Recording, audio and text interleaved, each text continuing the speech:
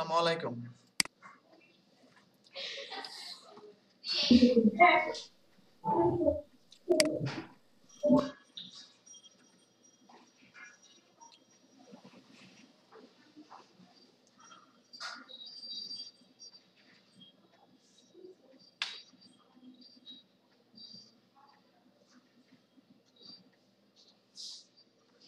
জি ইকবাল ভাই, কেমন আছেন?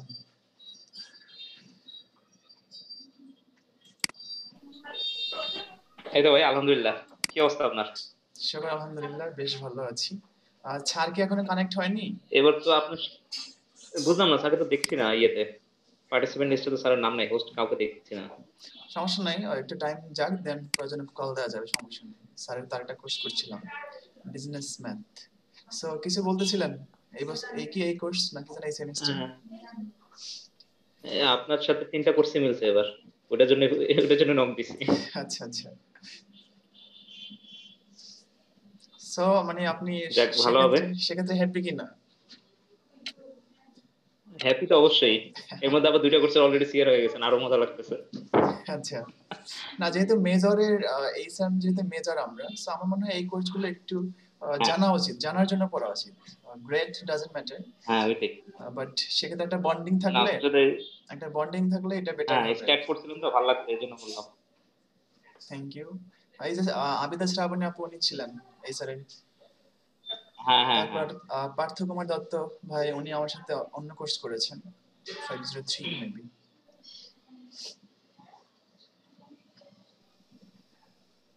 আলামিন ভাই কোর্স করেছে আমার সাথে। সো যারা আছে সবাই পরিচিত। আর একটা বিষয় সত্যিই ভালো লাগার যে এখন যারা আছি সবারই মেজর হলো এইচআরএম এর। সেটা ভালো যে নিজেদের গোত্রের লোক সবাই। হুম, হুম, হুম। সো আপনারা কি লাঞ্চ করতে পেরেছেন? ক্লাস তো আজকে 3টা আমার, 11টা থেকে 7টা। হ্যাঁ, আমার দুইটা কোর্স আজকে। কোর্স কি সবগুলো শেষ হয়ে যায় তাহলে এই দুটো কমপ্লিট করলে? মানে থিসিস নিয়ে নিয়েছেন? না, না থিসিস নেই থিসিসের জন্য এখন আরেক সেমিস্টার করাবে আর কি। আচ্ছা আচ্ছা। So, আমি তো 5টাই নিয়ে নিয়েছি, শুধু থিসিসটা বাকি থাকবে আর কি। তাহলে তো থিসিসও দেখা হবে, সমস্যা নাই। ইনশাআল্লাহ, হুম। আল্লাহ বাঁচিয়ে রাখুক আমাদেরকে। ঠিক আছে, তো আমি একটু সার্কিট দেখি, নক দেওয়া যায় কিনা। ওকে, ওকে ভাই।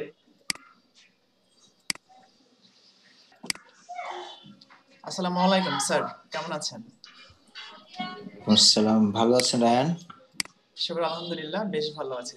আর স্যার, আপনাকে পেয়ে আরো ভালো লাগছে। আমারও ভালো লাগছে আপনাদেরকে দেখে। So new course, new semester. জি স্যার।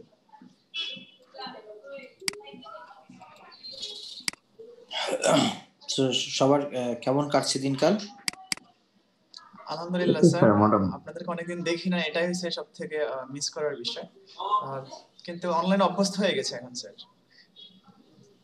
আলহামদুলিল্লাহ, সবাই ভালো থাকুক। So, আমাদের ট্রেনিং এন্ড ডেভেলপমেন্ট কোর্সের একটু কন্টেন্টটাও বলি, কন্টেন্ট নিয়ে একটু ডিসকাস করি, আর অ্যাপ্রোচটা বলি। অ্যাপ্রোচটা সম্পর্কে আপনারা অলরেডি ওয়াকিবহাল আছেন যে আমরা কিভাবে কি করব না করব।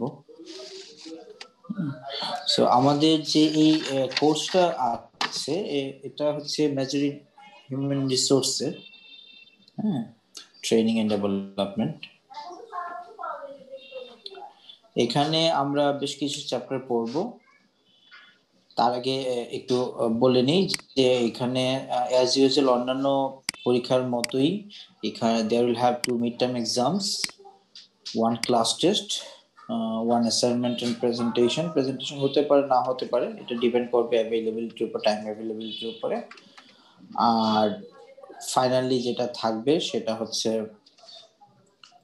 Attendance and class participation. হ্যাঁ, সো মেইনলি অ্যাটেন্ডেন্সের মার্কসটা আমরা অ্যাটেন্ডেন্স হিসেবে দিব না, ক্লাস পার্টিসিপেশন উপরে মেইনলি বেশি মার্কস থাকবে। সো এখানে যারা আছেন সবাই হিউম্যান রিসোর্স ম্যানেজমেন্ট নিয়েছিলেন।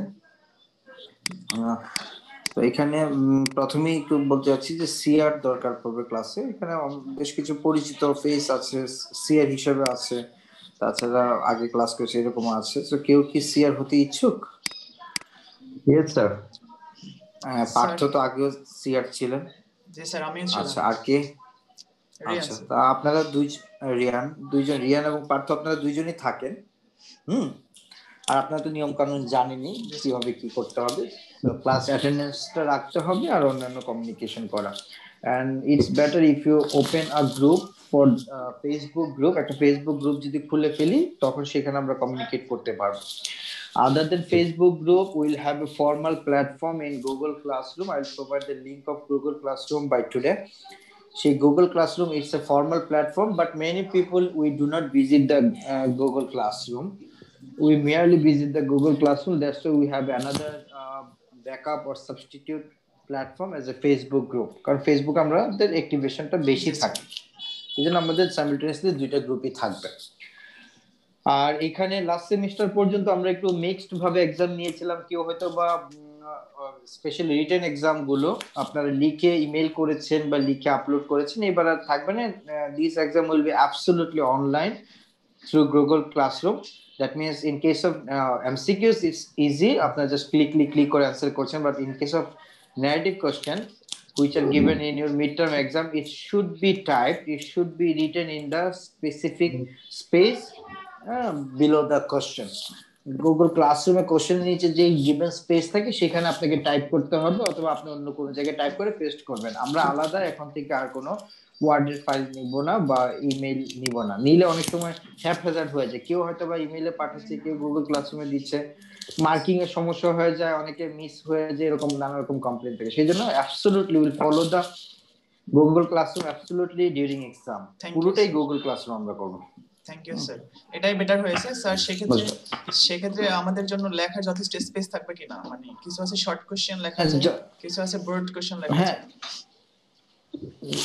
You will get enough space, যথেষ্ট স্পেস থাকবে সেখানে। হ্যাঁ, সেখানে কোনো সমস্যা হবে না। কোশ্চেনের ওয়েট অনুযায়ী আপনি সেরকম স্পেস পেয়ে যাবেন। Thank you sir. আর আমরা যেহেতু ফর্মাল প্ল্যাটফর্ম হিসেবে গুগল ক্লাসরুম ইউজ করছি, সেজন্য all the materials will be upload in Google classroom. Google ক্লাসরুমের মধ্যে সকল ম্যাটেরিয়াল আপলোড করে দিব আমি, আপনাদের আর অন্য কোনো করতে হবে না। সেখানে আপলোড করে দিলে আপনারা যেটা করবেন সেখানে ডাউনলোড করতে পারবেন, রিডিং ম্যাটেরিয়ালস গুলো থাকবে। Even upload the soft copy of the book in Google classroom. Not only that, আমাদের যে অ্যাসাইনমেন্টটা আমরা দিব সেই অ্যাসাইনমেন্ট সাবমিশনটা এবার যেমন এবারও ইমেইলে নিয়েছি, তবে এখন থেকে এই সাবমিশনটা হবে থ্রু গুগল ক্লাসরুম। অ্যাসাইনমেন্টও আপনারা গুগল ক্লাসরুমে সাবমিট করবেন। সো অলরেডি রিয়ান বোধহয় একটা গ্রুপ করে ফেলেছেন না? জি স্যার, এখানে আমি লিংক দিয়ে দিয়েছি এবং ওখানে প্রায় 9 জনের মতো জয়েন করেছে। অন্যরাও প্লিজ জয়েন করে ফেলেন এই গ্রুপটাতে। আর পার্থ এবং রিয়ান, আপনাদের ফোন নাম্বারটা একটু দিয়ে দেন এখানে। আমার কাছে তো আছে, আমার কাছে আর লাগবে না। অন্যান্য যারা আছেন আপনাদের ইমেল অ্যাড্রেসটা এবং ফোন নাম্বারটা চ্যাট বক্সে দিয়ে দেন, অন্যরা নোট ডাউন করে নেবে।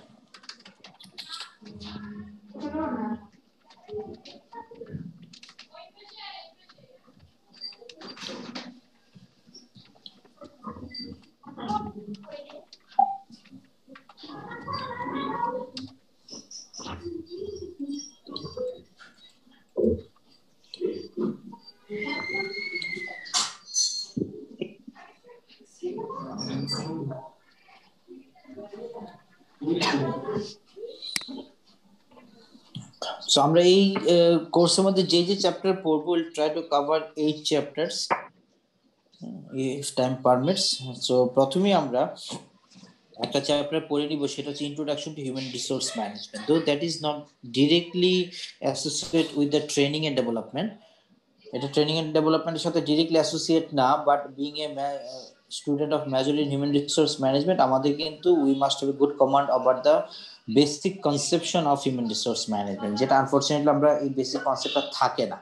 আরেকটা ব্যাপার হচ্ছে সেখানে আমাদের অ্যাডমিনিস্ট্রেশন বা আমাদের একটা লেখিব introduction to training and development, that is the second chapter.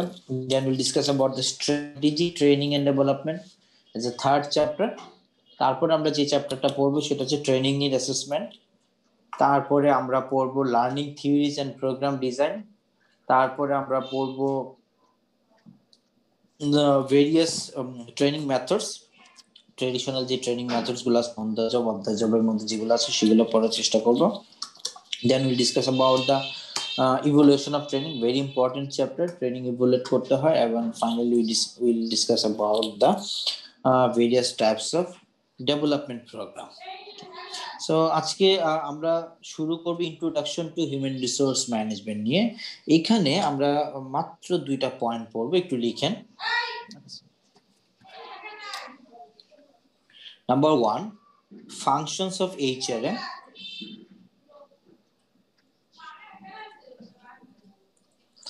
Functions of HRM.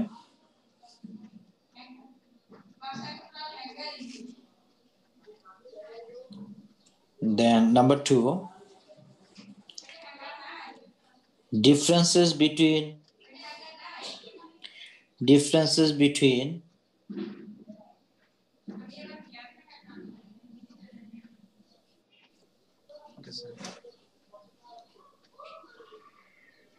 HRM and personnel management. Differences between HRM and personnel management.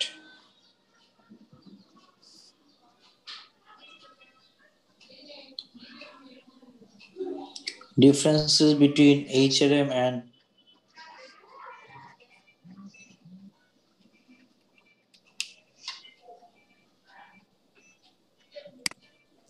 differences between, আচ্ছা এখন যদিও 2টা পয়েন্ট আমরা দেখতে পাচ্ছি, আসলে 2টা পয়েন্ট না, কারণ পয়েন্ট 1 এর আন্ডারে বেশ কিছু সাব পয়েন্ট আছে। তো সেখানে আমরা পয়েন্ট 1টা পড়ছি, ফাংশনস অফ এইচআরএম। হ্যাঁ, এই সেই ফাংশনস অফ এইচআরএম এর মধ্যে আমরা কয়েকটা সাব ফাংশনস লিখব। ফাংশনস অফ এইচআরএম টা ছিল নাম্বার 1, তাই না? সাব পয়েন্টগুলোকে আমরা ক্যাপ এ দিয়ে লিখি, capital A B C D দিয়ে লিখি। ক্যাপিটাল এ তে লিখেন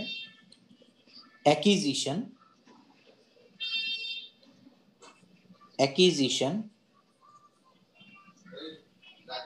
একটু স্পেস রাখবেন, অ্যাকুইজিশন লিখে একটু স্পেস রাখবেন। তারপরে লিখেন ডেভেলপমেন্ট।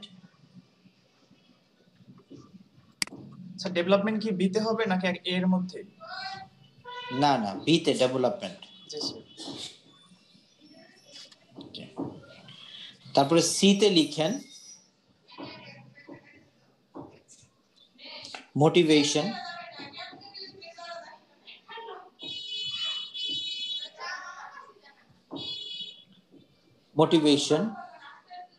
ডি তে লিখেন এমপ্লয়ি রিলেশনস।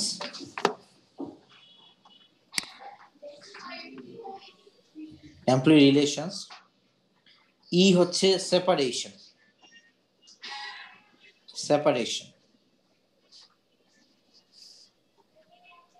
তাহলে কি হচ্ছে? অ্যাকুইজিশন। আরো নাম আছে, যেমন কেউ বলে প্রকিউরমেন্ট, কেউ বলে অ্যাকুইজিশন, দেন মোটিভেশন, দেন ডেভেলপমেন্ট, দেন মোটিভেশন, দেন এমপ্লয়ি ওয়েলবিং বা এমপ্লয়ি ওয়েলফেয়ার বা এমপ্লয়ি রিলেশনস বা ইন্ডাস্ট্রি রিলেশন, যে নামে আপনি ইচ্ছে লিখেন। এন্ড ফাইনাল হচ্ছে separation. So human resource management perform this 5 functions. এখন দেখেন, আমরা ইউজুয়ালি এইচআরএম এর যে ফাংশনস গুলো জানি সেগুলো কোনোটার একটা নাম কিন্তু এখানে আসে নাই। Say for example recruitment, selection, training, development, performance appraisal, company, কোনোটাই কিন্তু আসেনি।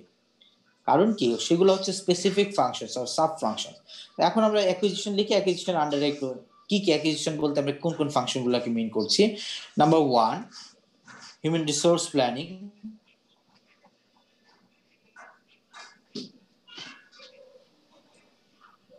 Number 2, job analysis.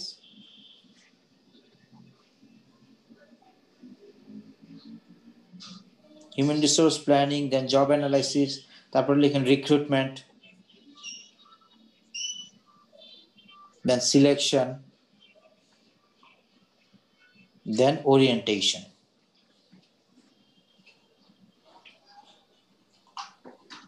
Okay? জি স্যার। Second যে function development,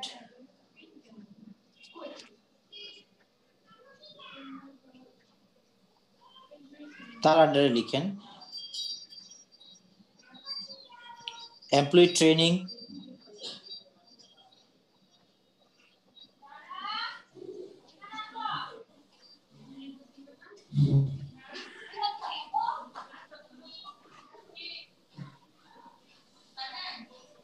Then executive development.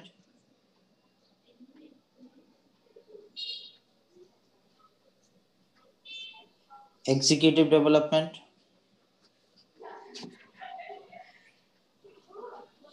তারপর লিখেন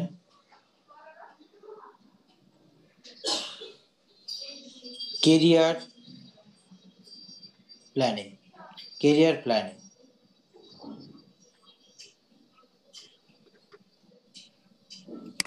লিখেছি স্যার।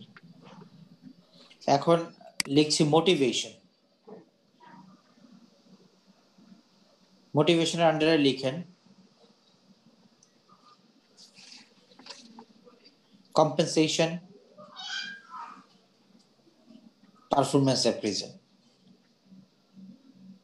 Compensation, performance appraisal.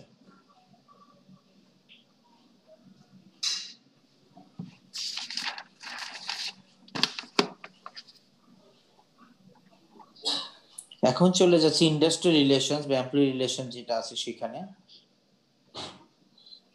সেখানে আছে employee welfare,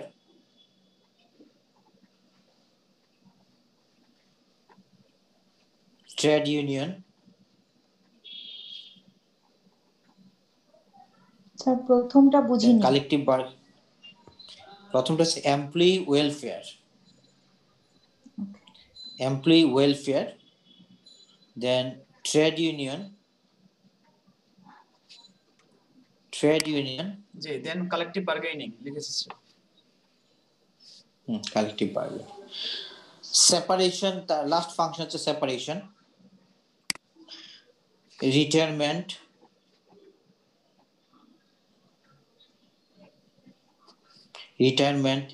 রিট্রেঞ্চমেন্ট,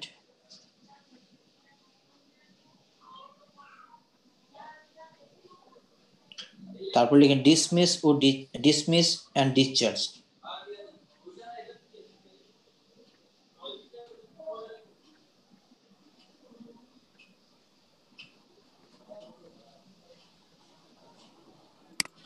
dismiss and discharge একটা স্যার। একটা লিখেন, জাস্ট এইগুলো তো আর পয়েন্ট ধরতে পারবো না, জাস্ট আইডিয়া দিব। Okay sir. ওকে, পেয়ে গেলাম না? এখন যে কোনো একজন বলেন যিনি লিখেছেন, অন্যরা একটু মিলিয়ে দেখেন, অনেকে মিস করতে পারেন, একটু মিলিয়ে নেন। ওকে, রিয়ান বলেন। জি sir. Function of HRM: A, অ্যাকুইজিশনের আন্ডারে human resource planning, 2, job analysis, 3, recruitment, 4, selection, 5, orientation. B, ডেভেলপমেন্টের আন্ডারে one employee training, 2, executive development, 3, career planning. C, motivation আন্ডারে one compensation, 2, performance appraisal. Then D, employee relations অথবা welfare এর আন্ডারে one employee welfare, 2, trade welfare, 3, collective bargaining. E, separation এর আন্ডারে one retirement, 2, retrenchment এবং রিট্রেন্সমেন্ট, right, রিট্রেন্সমেন্ট, and 3, ডিমিশ and discharge.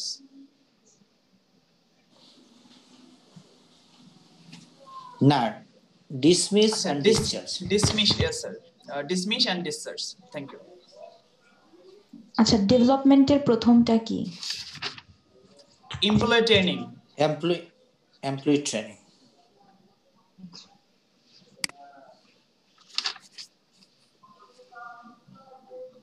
হয়েছে সবার লেখা? জি স্যার।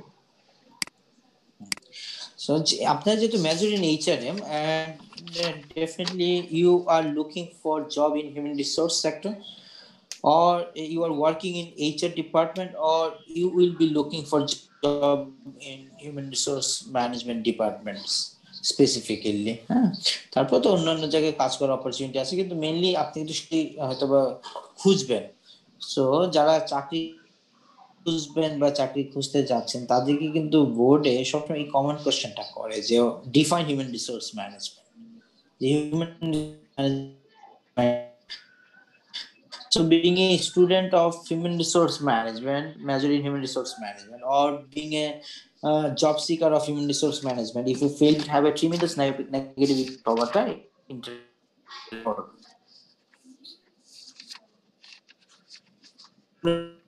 মুখস্থ করার চেষ্টা করি, করে ভাইবা পুরোটা বলতে পারি। তো আজকে আমরা পড়বো সেটা জানার চেষ্টা করি যে আসলে হিউম্যান রিসোর্স ম্যানেজমেন্ট কি। হ্যাঁ, সো এই যে 5টা ফাংশন বলেছি, 5টা ফাংশনের নাম বলে দিলেই কিন্তু হিউম্যান রিসোর্স ম্যানেজমেন্ট হয়ে যাচ্ছে। তো মজার ব্যাপার হচ্ছে যে 5টা ফাংশন হবে ক্রনোলজিক্যালি। সো আমরা যদি হিউম্যান রিসোর্স ম্যানেজমেন্টকে ডিফাইন করি যে human resource management is the process of acquiring, developing, motivating, তারপর 4 নম্বরটাকে অনেক সময় রিটেনশনও বলে, রিটেইনিং এমপ্লয়ি। সেপারেশন বলার দরকার নেই, সেপারেশন একটু আলাদা পার্ট, সেজন্য 4টা বললেই শেষ হয়ে যাবে। Acquiring, developing, motivating and retaining employee to achieve the organization using its workforce, that is called human resource management. So organization যখন workforce কে বা এমপ্লয়ি কে কি করে, অ্যাকিউর করে। অ্যাকিউর করা মানে হচ্ছে প্রকিউর করা, অর্গানাইজেশনে নিয়ে আসা। অর্গানাইজেশন কিছু কাজ করে এমপ্লয়িকে তার অর্গানাইজেশনে নিয়ে আসার জন্য, যেগুলোকে আমরা বলছি অ্যাকুইজিশন বা প্রকিউরমেন্ট। নিয়ে আসার পরে তাকে কি করে, তাকে ডেভেলপ করে। That's why second function is developing. So human resource management is the process of acquiring, developing, শুধু তাকে অ্যাকিউর করলে হবে না, নিয়ে আসলে হবে না, ডেভেলপ করলেও হবে না, তাকে মোটিভেট করতে হবে। That is called motivating and retaining. সে অনেক ডেভেলপ হলো আপনার অর্গানাইজেশনে, তাকে নিয়ে আসলেন, কিন্তু কিছুদিন পরে যদি সে চলে যায়, if you fail to retain them, if you fail to hold them, then all of your effort, of all of your previous activities turn into futile one. আর তখন আপনার লুজিং কনসার্ন হয়ে যাবে, কিন্তু আবার নতুন করে আপনার অ্যাকুইজিশনে যেতে হবে। তার মানে কি, ফাইনালি কি করতে হবে, তাকে হোল্ড করতে হবে, রিটেইন করতে হবে, ধরে রাখতে হবে। সো এই যে আমরা যখন হিউম্যান রিসোর্সকে অ্যাকিউর করি, হিউম্যান রিসোর্সকে মোটিভেট ডেভেলপ করি, তাকে মোটিভেট করি প্রপার অ্যাক্টিভিটিস যাতে করে, তারা পারফরমেন্স যাতে ঠিক মতো করে, এবং তাদেরকে যখন ফাইনালি ধরে রাখি, this process is called human resource management. এবং সবগুলো কাজই করি কেন, to achieve the goal of the organisation. একটু যদি বলেন তাহলে কিন্তু আপনি ডেফিনেশন প্রায় পুরোটাই বলে ফেলেন। Then on the basis of your definition many more questions may come from the interview board. Interview board বলে জিজ্ঞেস করতে পারে যে অ্যাকুইজিশন বলতে আপনি কি মিন করছেন। Then we'll mention the specific function of the acquisition. The acquisition means human resource planning, job analysis, recruitment, selection, orientation. These are included in acquisition. জিজ্ঞেস করতে পারে যে আপনি ডেভেলপিং বলতে কি মিন করছেন এখানে। তো developing means training, executive development, career planning, career counseling of the employees. These are the activities consist in development. জিজ্ঞেস করতে পারে মোটিভেশন কি, যে providing compensation, conducting the performance appraisal for the employees, it motivate the employee. রিটেনশনে কি কি আছে, retention বা employee welfare আছে এখানে, তারপর ট্রেড ইউনিয়ন আছে, ইন্ডাস্ট্রি রিলেশনস আছে, তারপরে হচ্ছে কালেক্টিভ বার্গেনিং আছে, এগুলো হচ্ছে রিটেনশনস। সো আমরা পজিটিভ এই 4টা ফাংশনে আছি। 5 নম্বর ফাংশনটা নেগেটিভ। সবসময় যে এইচআর অ্যাকিউর করে তা না, অনেক সময় এমপ্লয়ি কিন্তু চলেও যায়। যতই মোটিভেট করেন, যতই রিটেনশন করেন, পৃথিবীতে এমন একটা অর্গানাইজেশন আপনি নাম বলতে পারবেন না where there is zero turnover rate. Turnover rate means number of employees leaving the job. এটা অ্যাপল থেকেও কর্মী চলে যায়, যায় না?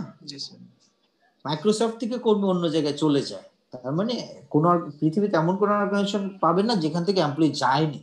এখন যাবে যে, দ্যাট ইজ কল্ড সেপারেশন। যাওয়াটা হতে পারে তার স্বেচ্ছায় হতে পারে, বা তার ওয়ার্ক স্পেন শেষ, সে রিটায়ারমেন্টে যাবে, সেটাও হতে পারে। আমার বিজনেস ভালো চলছে না, এটাকে আমি একটু ডাউন সাইজ করলাম, ছোট করলাম, কিভাবে ব্যবসা বন্ধ করতে পারি, কর্মীও ছাঁটাই করে পারি, রিট্রেন্সমেন্ট।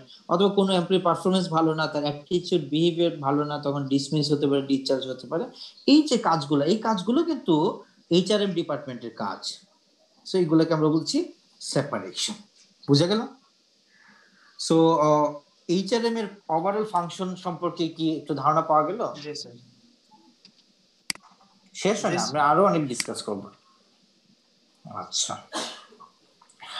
অমিত ঘোষ। অমিত, শুনতে পান আমাকে? অমিত ঘোষ, আমি তো আপনাকে দেখতে পাচ্ছি, আপনি জয়েন করেছেন। জি স্যার। আপনার অনার্স কিসে ছিল? স্যার অনার্স ছিল বিবিএ এইচআরএম এর উপরে।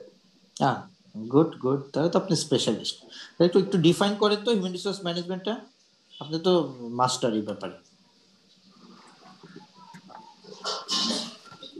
হিউম্যান রিসোর্স ডিপার্টমেন্ট কি হ্যাঁ, বলতে ডিপার্টমেন্ট আপনাকে জিজ্ঞেস করলো যে ডিফাইন হিউম্যান রিসোর্স ম্যানেজমেন্ট, আপনি হিউম্যান রিসোর্স ম্যানেজমেন্টকে ফর্মালি বলেন যে এটা হচ্ছে হিউম্যান রিসোর্স ম্যানেজমেন্ট।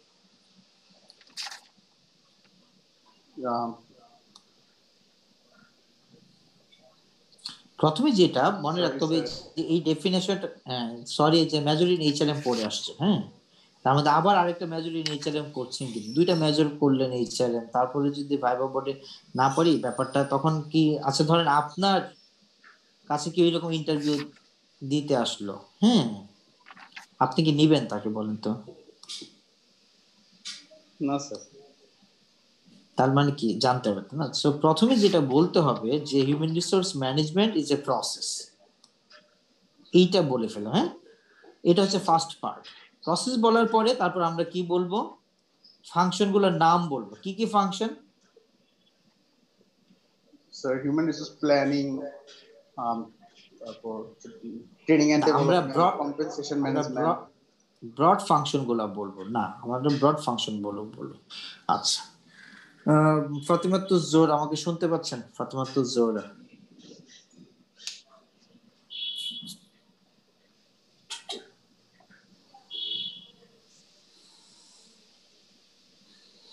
শুনতে পাচ্ছেন না?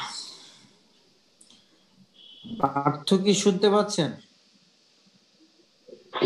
Yes, sir. আচ্ছা, মোহাম্মদ আরমান শুনতে পান? জি স্যার, শুনতে পাচ্ছি। একটু ডিফাইন পারবেন এইচআরএম টা?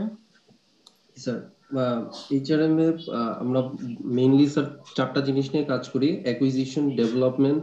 না ধরেন, হ্যাঁ একদম ফর্মালি ডিফাইন করেন প্রথম থেকে ইংলিশে। সো ফার্স্টলি স্যার চারটা এটা বলবো আর তারপরে সাবসেকশনগুলো বলবো।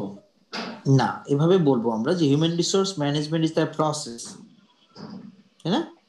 Human resource management is the process of what?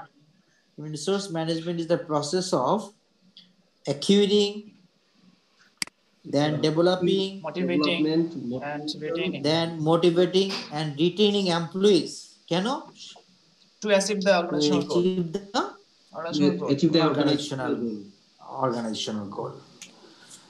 এখন which functions are included in acquisition? Acquisition এর মধ্যে কি কি আছে? HRM planning, job analysis, recruitment, selection, orientation. Very good, okay. So এখন আসি, প্রথমটা কি? হিউম্যান রিসোর্স প্ল্যানিং, তাই না? Yes sir. Human resource planning এর সাথে লিখে রাখেন ডিমান্ড প্লাস সাপ্লাই। একটু মনে রাখবেন যে তারপর দেখবেন ডেফিনেশন আপনার জন্য ইজি হয়ে গেছে। আপনারা after completion of this course আর after completion of few course you'll go for your thesis or internship, আছেন না? করবেন, বা অনেকেই আছে এই সেমিস্টারে করছে। সেখানে বেশিরভাগ সময় বোর্ডে জিজ্ঞেস করে হিউম্যান রিসোর্স প্ল্যানিং কি, অনেকে উত্তর দিতে পারে না। এটা কিন্তু খুব প্যাথেটিক। হিউম্যান রিসোর্স প্ল্যানিং নিয়ে কিন্তু আপনাদের একটা কোর্সও আছে, বাসের স্যার পড়া। আছেন এরকম course human resource planning? Yes sir. একটা কোর্স করছেন, মেজর ইন এইচআরএম করছেন, করার করিম করার পর জাহিদুল স্যার পড়াচ্ছে, জাহিদুল করিম স্যার পড়াচ্ছে। সো এই যে দেখেন একটা কোর্স, পুরো একটা কোর্স পড়ছেন, তারপর অন্যান্য কোর্সে তো এইচআরএম, অন্যান্য কোর্সে হিউম্যান রিসোর্স প্ল্যানিং নিয়ে বলা হচ্ছে। এত কিছু বলার পরও ডিফেন্সে যখন জিজ্ঞেস করে হিউম্যান রিসোর্স প্ল্যানিং কি, এবং যখন বলতে পারেন না, তখন নিশ্চয়ই আপনাদের প্রতি ইমপ্রেশনটা আমাদের খারাপ হয়ে যায়, আপনি ডিজার্ভ গ্রেডটা কিন্তু পান না, তাই না? তো আমি সহজ করে বলে দিই, দুইটা শব্দ মনে রাখবেন, demand and supply. Human resource প্ল্যানিংটা কি? হিউম্যান রিসোর্স প্ল্যানিং হচ্ছে estimating the future HR demand and find the supply sources.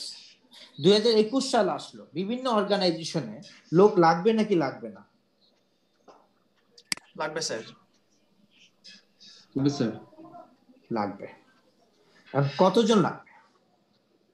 সেটা এস্টিমেট করা, তাই না? জি স্যার। কোন অর্গানাইজেশনে 50 জন লাগবে, কোন অর্গানাইজেশনে 500 জন লাগবে, সকল অর্গানাইজেশনে একই লাগবে না। সো এই ডিমান্ডটা এস্টিমেট করা, এবং ডিমান্ড এস্টিমেট করলেন আপনার নিশ্চয়ই একটা অর্গানাইজেশন একই লেভেলের লোক লাগে না, বিভিন্ন লেভেলের বিভিন্ন পজিশনের লোক লাগে, পিয়নও লাগে, ক্লিনারও লাগে, আবার অফিসারও লাগে, সিনিয়র অফিসারও লাগে, জেনারেল ম্যানেজারও লাগে, ডিফারেন্ট লেভেলের লোক লাগবে না?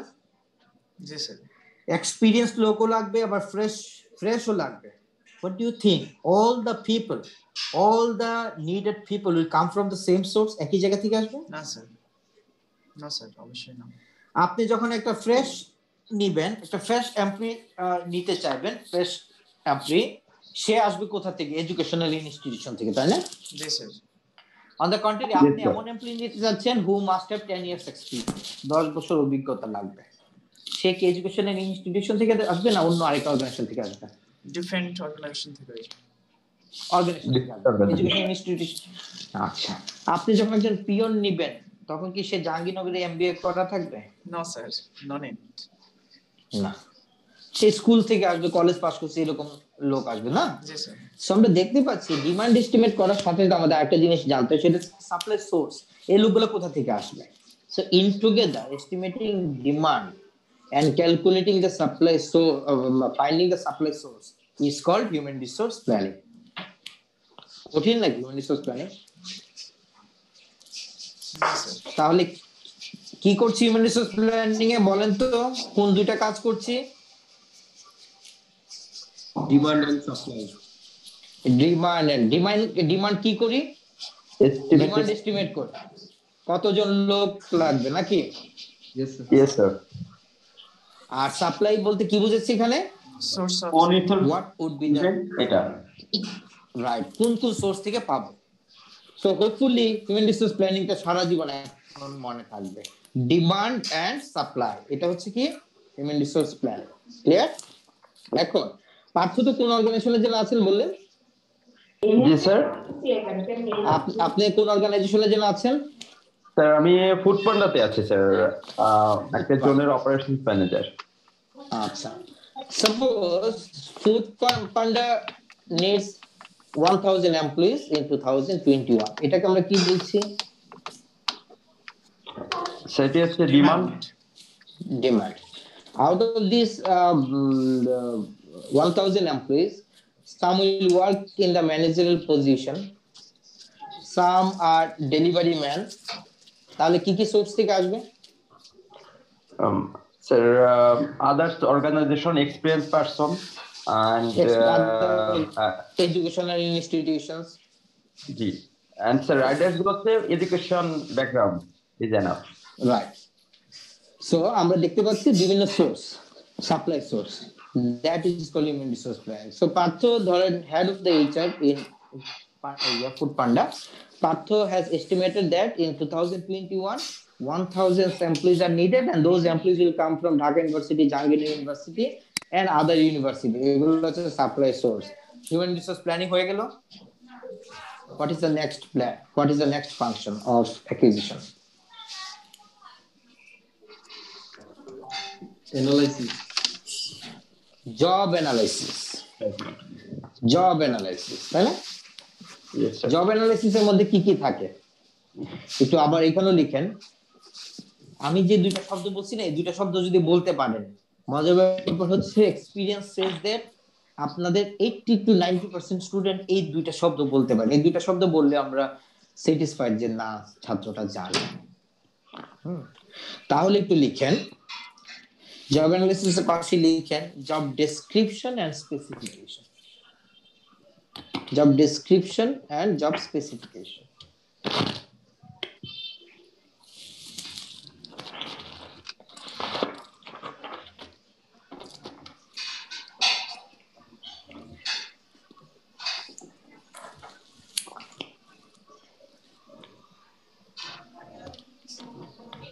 লিখেছি?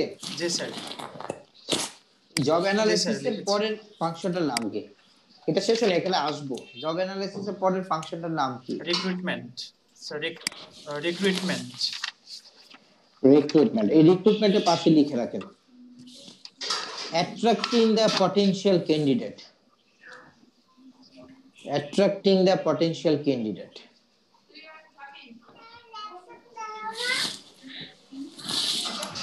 লিখেছি না? জি স্যার। এখন রিক্রুটমেন্ট নিয়ে ডিসকাস করি, তারপর আবার জব অ্যানালাইসিসে কিন্তু যাব। এই যে এমপ্লয়ি গুলাকে অ্যাট্রাক্ট করা, আমরা কিন্তু অনেক এইচআর ডিপার্টমেন্টে কাজ করে অনেকে এইটাও ভুল করে যে রিক্রুটমেন্ট মানে হচ্ছে এমপ্লয়ি সিলেকশনকে রিক্রুটমেন্ট বলে ফেলে, বলে যে আমি 500 জন লোক রিক্রুট করেছি। আসলে 500 জন লোক রিক্রুট করে না, তারা 500 জন লোক সিলেক্ট করেছে। রিক্রুটমেন্ট এবং সিলেকশন কিন্তু আলাদা। তাহলে রিক্রুটমেন্ট মানে কি? Recruitment means whenever you are trying to attract the potential candidate, eligible candidate, that is called recruitment. যেমন আপনি নিউজ পেপারে সার্কুলার দিলেন, দিয়ে কি করলেন? ক্যান্ডিডেটকে অফার অ্যাট্রাক্ট করলেন যে অ্যাপ্লাই ফর করলাম। অফার করলাম না, তাকে অ্যাট্রাক্ট করলেন যে যে তুমি অ্যাপ্লাই করো এই পজিশনের জন্য, এই পোস্টের জন্য তুমি অ্যাপ্লাই করো। আর কি হতে পারে নিউজ পেপার ছাড়া? স্যার ওয়েবসাইটেও তো দেওয়া হয়, মানে ওয়েবসাইটে, ভেরি গুড, ওয়েবসাইটে হতে পারে। আর কি হতে পারে? জব ফেয়ার হতে পারে না? জব ফেয়ার হতে পারে, জব ফেয়ার হতে পারে, জব পোস্টিং হতে পারে না? অনেক সময় দেখবেন যে ওই জাহাঙ্গীরনগরের ইএমবি এর বিলবোর্ডে গিয়ে দেখবেন একটা কোম্পানি তার একটা জব ভ্যাকেন্সি পোস্টিং দিয়ে রাখলো, এটাকে আমরা বলছি জব পোস্টিং। আছে না এরকম? Yes sir. জি স্যার। বিলবোর্ডে অনেক সময় বিলবোর্ডে দেখতে পায় না, বা অনেক সময় বিভিন্ন ফ্যাক্টরির সামনে দেখবেন যে এই কাপড়ের মধ্যে লিখে এতজন ওয়ার্কার লাগবে, এতজন অপারেটর লাগবে, এরকম দিয়ে রাখে না? এই যে যাবতীয় এই কাজগুলোকে আমরা বলছি কি? রিক্রুটমেন্ট। Recruitment means what? এমপ্লয়িকে আমি নিয়ে নিছি নাকি তাকে অ্যাট্রাক্ট করতেছি? অ্যাট্রাক্ট করতেছি। এই যে তাকে অ্যাট্রাক্ট করছি, অ্যাট্রাক্ট করার পদ্ধতিটাকে আমরা বলছি কি? রিক্রুটমেন্ট। রিক্রুটমেন্টের পরের ফাংশনের নাম কি? সিলেকশন। সিলেকশন। সিলেকশনে একটু লিখেন, choosing the best fit candidate. Choosing the best fit candidate by tests or exams. Choosing the best fit candidate by tests or exams. এখন এই যে পার্থ, যে head of the HR food পান্ডার যে হেড অফ এইচআর পার্থ, তার যে 1000 লোক লাগবে 2021, কি মনে হয় উনি যখন রিক্রুটমেন্ট সার্কুলার গুলা দিবে 1000 জন অ্যাপ্লাই করবে না তার বেশি করবে, না তার কম করবে? বেশি করবে অবশ্যই, অনেক বেশি করবে, তাই না? আমরা বিসিএসে দেখতে পাই যে 2000 পজিশনের জন্য 5 লক্ষ অ্যাপ্লিকেশন করেছে। আমরা দেখি প্রাইমারি স্কুলের শিক্ষক নিবন্ধনের ক্ষেত্রে 10-12 লক্ষ অ্যাপ্লিকেশন করছে। সো যতজন অ্যাট্রাক্ট হচ্ছে তার সংখ্যাটা কিন্তু বেশি। কিন্তু ধরেন এই ফুড পান্ডাতে পার্থর অর্গানাইজেশনে নিবে 1000, কিন্তু অ্যাপ্লাই করেছে 50,000। আমরা এই 1000-50,000 মধ্যে কিভাবে বাছাই করব? লটারি দিয়ে? না স্যার, কোয়ালিফিকেশন বা আমাদের যে প্যারামিটার গুলো দেওয়া থাকবে ওর সাথে যেগুলো ম্যাচ করবে সেগুলো রাখা হবে, বাকিগুলো ফেলে দাও, মানে রাখা হবে না আর কি। আচ্ছা ধরেন আপনার যে কোয়ালিফিকেশন দিলেন তার মধ্যে 40,000 কোয়ালিফিকেশন করে, মিট করে, নিবেন 40,000? না স্যার। তাহলে কি করব আমরা? পরীক্ষা নিব বিভিন্ন রকমের, হতে পারে ভাইভা, হতে পারে রিটেন টেস্ট, হতে পারে মেডিকেল টেস্ট, তাই না? জি স্যার। Yes sir. আর আপনি যেটা বলেছেন সেটা হচ্ছে স্ক্রিনিং, সিভি সর্টিং বলে স্ক্রিনিং। স্ক্রিনিং এটা এক ধরনের পরীক্ষা, কিন্তু এখানে কিছু বাদ যাবে, কিছু রিটেন টেস্ট হবে, কিছু ভাইভা হবে, কিছু ফিজিক্যাল টেস্ট, মেডিকেল টেস্ট হবে, কিছু পুলিশ ভেরিফিকেশন হবে, ব্যাকগ্রাউন্ড চেক হবে। যাই হোক, যে নামে হোক, একটা বা একাধিক পরীক্ষা হোক, সবগুলোকে একসাথে কি বলছি? টেস্ট। এই টেস্টগুলোর মাধ্যমে আমরা কি করছি? We are choosing the best candidate among those candidate who have applied for the post. এটাকে আমরা বলছি সিলেকশন। সো এখন পার্থ যখন, মিউট করেন প্লিজ, একজনের এখানে নয়েজ হচ্ছে। এখন পার্থ যে তার অর্গানাইজেশনে 1000 লোক নিবে, 1000 লোক নেওয়ার পর পার্থ কি বলবে যে আমি 1000 রিক্রুট করেছি না সিলেক্ট করেছি? which is the right terminology?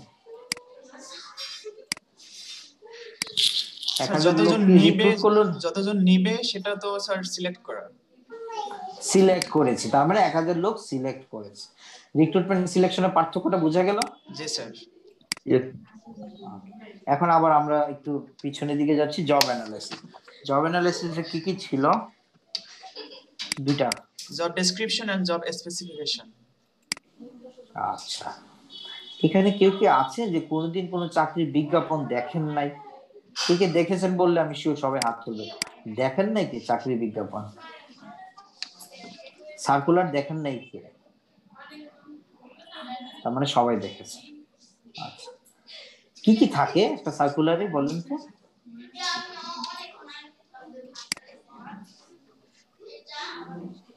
Sir কি কি জিনিসগুলো, কোন কোন জিনিসগুলো তার রেসপন্সিবিলিটি পারফর্ম করার জন্য দরকার হবে? Everything. Right, duties and responsibility. Very good, duties responsibility. পজিশনের নাম থাকে না? জি স্যার। আচ্ছা, আর কি কি থাকে? Job location. Very good, job location থাকে। স্যালারি নিয়ে থাকে, নেগোশিয়েবল অথবা একটা ফিক্সড স্যালারি দেওয়া থাকে, একটা অ্যামাউন্ট থাকে। কেন, তার কি কি কোয়ালিফিকেশন লাগবে সেগুলো কি থাকে? জি স্যার।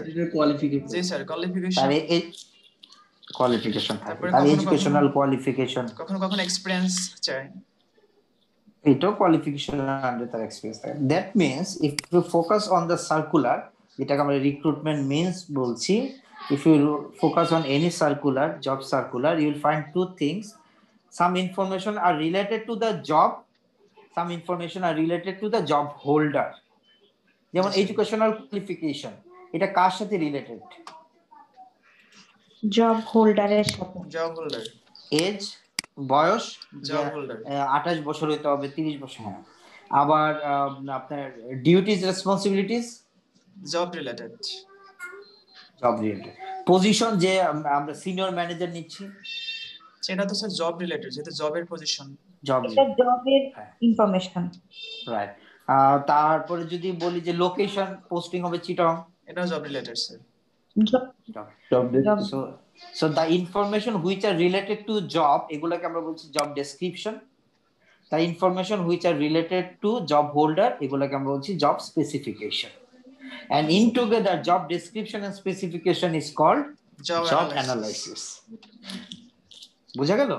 এখন আমরা জব অ্যানালাইসিসের পরের ফাংশনটা কি? রিক্রুটমেন্ট। রিক্রুটমেন্ট। এই রিক্রুটমেন্ট সার্কুলারেই তো আপনারা জব ডেসক্রিপশন আর স্পেসিফিকেশন দেখতে পান, তাই না? জি sir. So without developing job analysis, that means without developing job description specification, can you go for recruitment? No sir. No sir. So সেই কারণেই রিক্রুটমেন্টের আগের ফাংশন হচ্ছে জব অ্যানালাইসিস। বুঝা গেল? ক্লিয়ার? জি স্যার। এন্ড ফাইনাল ফাংশনটার নাম কি অ্যাকুইজিশনের? ওরিয়েন্টেশন। ওই যে যাদেরকে নিলাম, যেমন আপনারা যখন সিলেক্টেড হলেন ইএমবি প্রোগ্রাম জন্য, আপনাদের একটা ওরিয়েন্টেশন হয়েছিল না? জি স্যার। ওরিয়েন্টেশন মানে কি? Introducing to each other. There are two parties, employer and employees, they got introduced to each other. যারা এমপ্লয়ি আছে তারা অর্গানাইজেশনকে চিনলো, তাদের বসকে চিনলো, কোয়ার্কারসকে চিনলো, অর্গানাইজেশন নিউলি সিলেক্টেড এমপ্লয়িজকে চিনলো। এই যে একটা session, introductory session, ice breaking session, ওইটাকে আমরা বলছি ওরিয়েন্টেশন। ওকে, এখন যে কোনো একজন বলেন তো, ইকবাল হোসেন। ইকবাল কি আমার কথা শুনতে পান? ইকবাল? জি স্যার, শুনতে পাচ্ছি। জি স্যার, শুনতে পাচ্ছি। আপনি বলেন অ্যাকুইজিশনের আন্ডারে কি কি ফাংশন আছে সেগুলো একটু বলেন।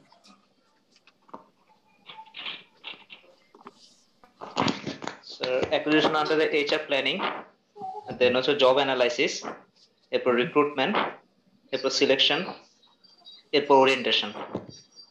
Very good. আচ্ছা, আরেকজনকে জিজ্ঞেস করি। আরাফ আদনান। আদনান, শুনতে পান আমাকে? জি স্যার, পাচ্ছি। আচ্ছা, এইচআরপি এবং জব অ্যানালাইসিস নিয়ে একটু বলেন তো। এইচআরপি এবং জব অ্যানালাইসিস।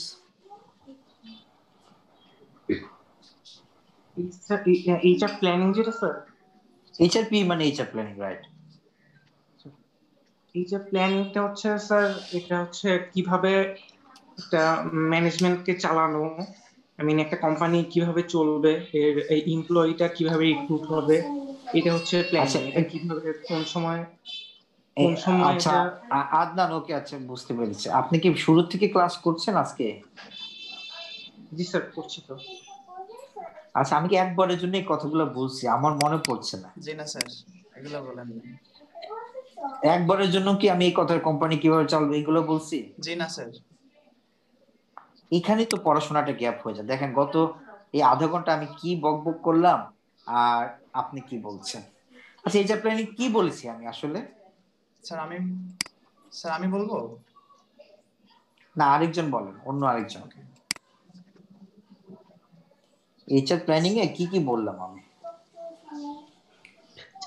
এইচআর প্ল্যানিং হচ্ছে মূলত ডিমান্ড এস্টিমেট এবং সাপ্লাই এবং সাপ্লাইটাকে supply source, right, very good. এই দুইটা জিনিসই তো। ডিমান্ড এস্টিমেট বলতে আমি কি বুঝেছি, কত লাগবে, সিম্পল। আমি কেন কঠিন ইয়াতে যাবো, এবং কঠিন বলতেছি সেগুলো তো হচ্ছে না। অর্গানাইজেশন কিভাবে চালাইতে হবে, কিভাবে কার নেতৃত্বে হবে, এগুলো তো আমি একবারের জন্য বলি না। এটা তো এইচআর প্ল্যানিং না। সো এইভাবেই কিন্তু বোর্ডে কি আপনারা বলেন উলট পালট কথা, এইভাবেই আপনারা জিরো পান, এভাবেই ভাইবা গুলা দিনের পর দিন ফেল করেন। ঠিক আছে, আপনারা কোর বা এসেন্স বা মেইন থিম, ফোকাল ইস্যু জানেন না, উল্টাপাল্টা বলতে থাকেন, এবং আপনার ধারণা বা আপনাদের ধারণা যে আমি অনেক কিছু বলে আসছি, অনেক কিছু পারছি, আসলে কিন্তু বিগ জিরো, কিছুই কিন্তু পারেন। সো ফোকাসড হইতে হবে। সো হিউম্যান রিসোর্স প্ল্যানিং হচ্ছে এস্টিমেটিং ডিমান্ড, কতজন লোক লাগবে, সহজ ভাষায় কতজন লোক লাগবে আমার অর্গানাইজেশনে, and from where I will get those people, ওই লোকগুলো কোথা থেকে পাবো, সোর্স চিল করা। যেমন অন্য অর্গানাইজেশন হতে পারে, এডুকেশনাল ইনস্টিটিউশন হতে পারে, বা স্পেসিফিক এডুকেশন ইনস্টিটিউশন হতে পারে, যে আমি জাহাঙ্গীরনগর থেকে নেবো, আমি ঢাকা ইউনিভার্সিটি থেকে নেবো। এগুলো সোর্স গুলো আইডেন্টিফাই করা হচ্ছে হিউম্যান রিসোর্স প্ল্যানিং। ঠিক আছে, আচ্ছা তারপরে ফাংশন কি?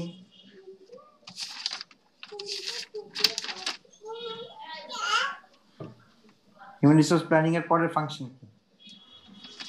Job analysis. So job analysis, okay. Job analysis, Mehrunnesa বলেন জব অ্যানালাইসিস কি? জব অ্যানালাইসিসে হচ্ছে স্যার দুইটা part, job description and job specification. Very good. Job description means what? জবের সম্পর্কে আমরা যে লিখিত তথ্যগুলো পাই, যেমন না, এই লিখিত টিখিত আবার বলতে চাই না, বেশি কিছু বলতে চাই, এটা লিখিত নাও হতে পারে। হ্যাঁ, right, information related to job. আচ্ছা, job specification, information related to the job holder or candidate. Very good.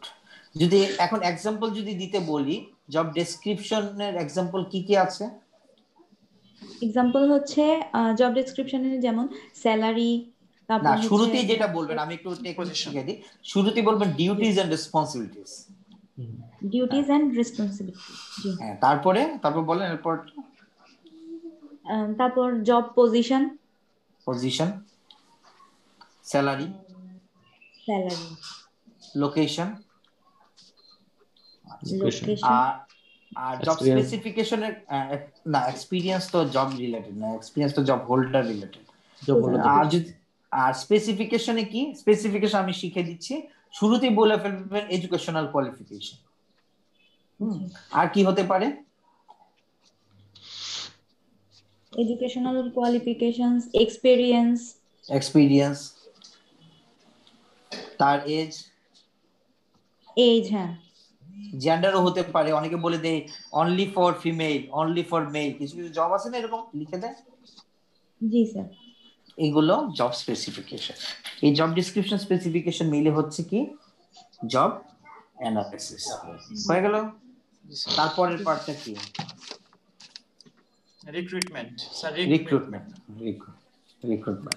আচ্ছা, সোহেল রানা বলেন রিক্রুটমেন্টটা কি?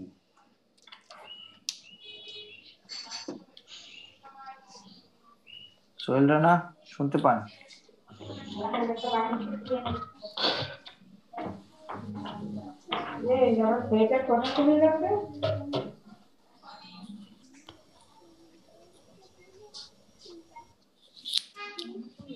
আচ্ছা, সোহেল রানা শুনতে পাচ্ছে না বোধ হয়।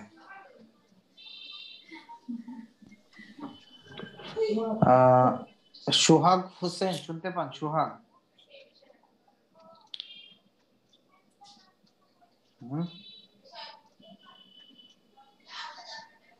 কে বলতে পারবে রিক্রুটমেন্ট? জি স্যার, আমি বলতে পারবো। বলেন sir, recruitment means the attract the potential candidate. সেক্ষেত্রে আমরা অ্যাডভার্টাইজমেন্ট হতে পারে, বিলবোর্ড হতে পারে, জব ফেয়ার হতে পারে, জব পোস্টিং হতে পারে, লাইক দ্যাট। Very good. তারপরে ফাংশন কি? সিলেকশন। সিলেকশন কি? সিলেকশন হলো স্যার যা choosing the best fit candidate by test or exams, সহজে যদি বলি আমরা। কি কি টেস্ট বা এক্সাম হতে পারে যদি ফার্দার কোশ্চেন করে? ফার্দার কোশ্চেন করলে স্যার যেমন এখানে বলা ছিল যে আমরা যদি একটা স্ট্যান্ডার্ড সেটআপ করে দেই, তার আন্ডারে যারা পড়বে না তারা বাদ যাবে, একটা হতে পারে। সেকেন্ড একটা রিটেন এক্সাম হতে পারে, থার্ড ভাইভা হতে পারে, ফোর্থ নির্দিষ্ট কোনো ইউনিভার্সিটি বা মানে উল্লেখ করা থাকতে পারে যে এই ইউনিভার্সিটি করতে হবে। এইগুলা সব screening.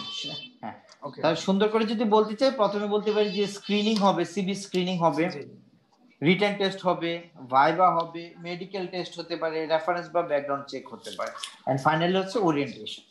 So hopefully the first point acquisition is clear to all. তারও কি কোনো কনফিউশন আছে? No sir. না স্যার। এখন যদি এইটাকে আরো এক্সপ্যান্ড করি, এই অংশটাকে, যেমন এইটা করতে পারি যে difference between job description and specification, লিখতে পারবেন না ডিফারেন্সটা? জি স্যার। জি স্যার, একটা কোশ্চেন ছিল। জি স্যার বলেন। ওরিয়েন্টেশনটা আমরা এক কথায় কিভাবে ডিফাইন করতে পারি? ওরিয়েন্টেশনকে আমরা ডিফাইন করতে পারি যে orientation is such a function where the employer and employees get introduced to each other. একজন একজনের সাথে পরিচিত হয়। ঠিক আছে? Okay sir, thank you. আমরা কি রিক্রুটমেন্ট সিলেকশনকে আলাদা করতে পারি? ডিফারেন্স বের করতে পারবো না? জি স্যার। So এই অ্যাকুইজিশনের মাধ্যমে, that means after completion of the final function of the acquisition, that means orientation, আমরা কি করি? আমরা কিন্তু এমপ্লয়ি পেয়ে যাই, আমার অর্গানাইজেশন এমপ্লয়ি চলে আসছে, তাই না? জি স্যার। এখন যারা আসলো তারা কিন্তু সবাই অর্গানাইজেশনের মতো শেপড না। They may have the fundamental knowledge, basic knowledge, theoretical knowledge, but they may not have the rules and regulations, standard operating procedure, যেটাকে আমরা SOP বলি, of the organization. So organization must groom them according to the need and demand of the organization. The organization কি চাচ্ছে তার কাছ থেকে, কিরকম behaviour চাচ্ছে, কিরকম পারফরমেন্স চাচ্ছে, সেই অনুযায়ী তাকে গ্রুম করতে হবে। That's why the title of the second function is development. কাকে ডেভেলপ করব? এমপ্লয়ি গুলাকে। এখন আমি একটু পিছনে আবার ব্যাকগ্রাউন্ড যাব, প্রত্যেকটার পিছনে যেতে হয়, ব্যাকগ্রাউন্ড যেতে হয় ফর কম্প্রিহেনসিভ ডিসকাশন। ভাষা বললে আপনি মুখস্থ করবেন, মনে থাকবে না। এই যে এমপ্লয়ি গুলাকে আমরা দিব, there are two types of employees work in the organization. Organization দুই ধরনের এমপ্লয়ি কাজ করে। এই দুই ধরনের এমপ্লয়ির নাম কি?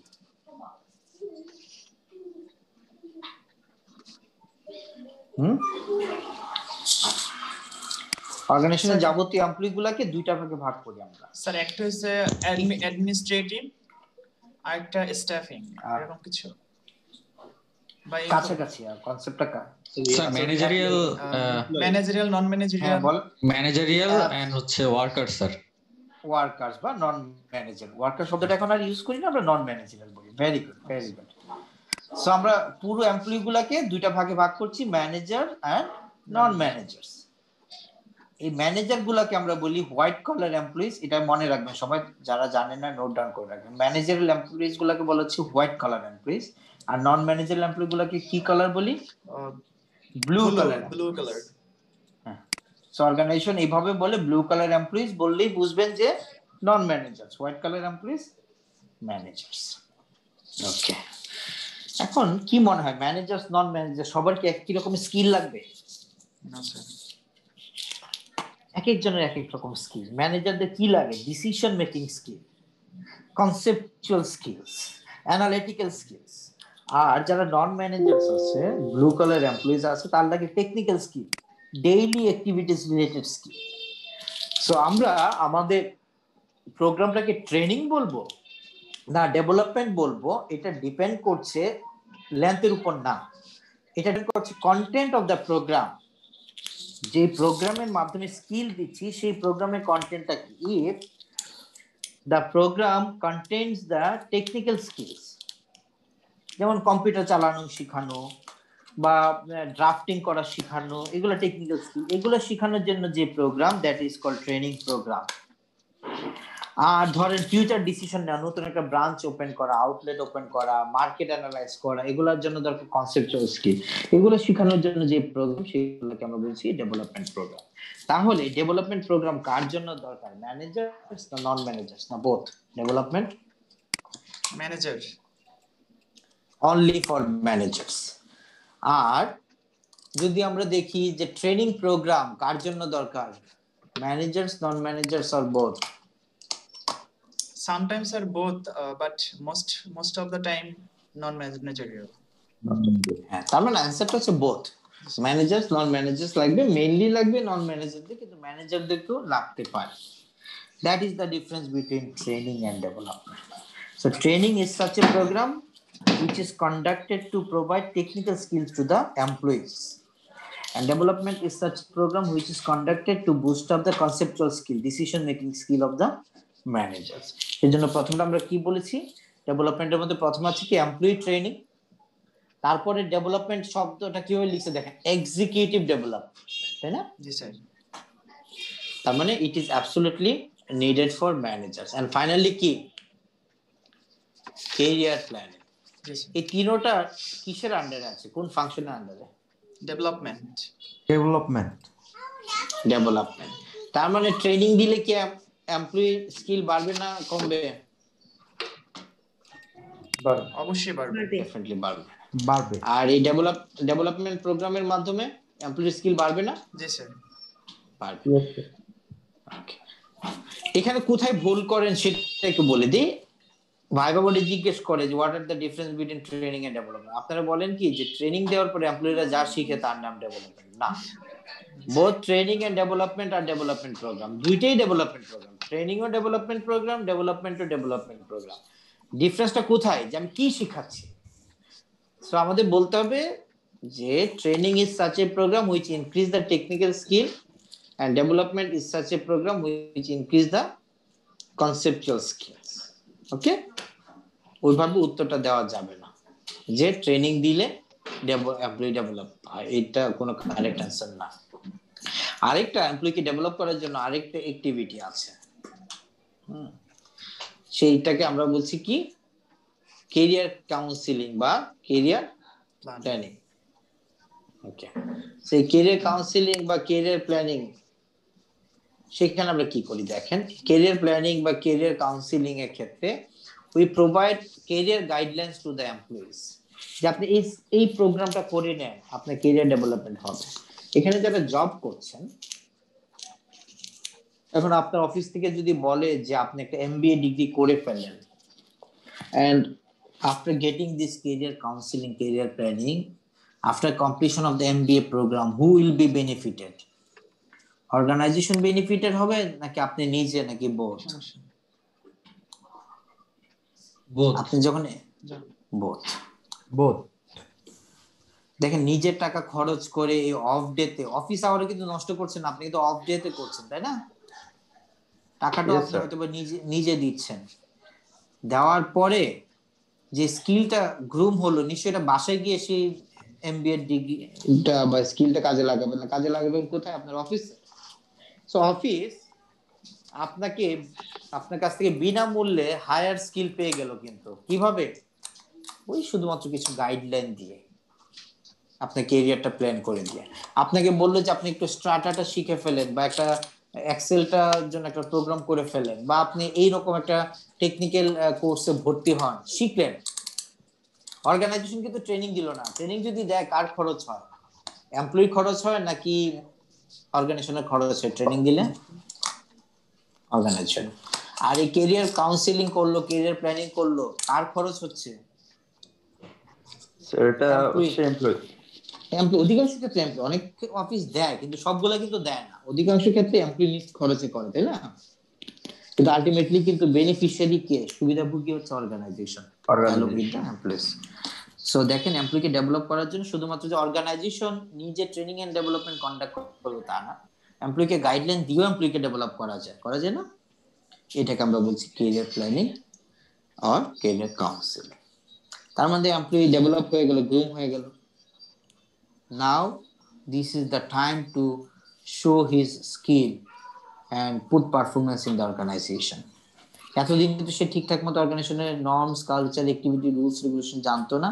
সে ট্রেনিং পেয়ে, ডেভেলপমেন্ট প্রোগ্রাম পেয়ে সে কিন্তু গ্রুমড হলো, এখন সে পারফরমেন্স করবে।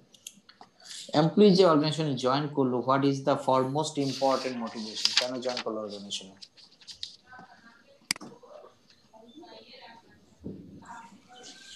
কেন জয়েন করলো? স্যালারি পাওয়ার জন্য, তারপরে অ্যাবসলিউটলি তার কম্পেনসেশন, তারপরে আচ্ছা skill development, bonus, performance bonus, সবগুলোকে আমরা বলি কম্পেনসেশন। এটার জেনেরিক নাম হচ্ছে কম্পেনসেশন। আচ্ছা, যেমন আপনার এডুকেশনাল কোয়ালিফিকেশন মধ্যে বিবিএ, এমবিএ, এসএসসি, এইচএসসি সব আছে, পুরোটাকে আমরা বলছি এডুকেশনাল কোয়ালিফিকেশন। এই যে স্যালারি কথা বললেন, বোনাসের কথা বললেন, পারফরম্যান্স বোনাসের কথা বললেন, সবগুলোকে একসাথে আমরা বলছি কম্পেনসেশন। কম্পেনসেশন না দিয়ে এমপ্লয়িকে যতই ট্রেনিং দেন, সে কি ভালো পারফরম্যান্স করবে? কিছুদিন পর আপনার জব ছেড়ে, কিছুদিন পর আপনার চাকরি ছেড়ে চলে যাবে, তাই না? জবই থাকবে না সে। সো তার প্রথম মোটিভেশনটা কি? প্রথম মোটিভেশনটা হচ্ছে তার স্যালারি। সো তাকে স্যালারি দিতে হবে।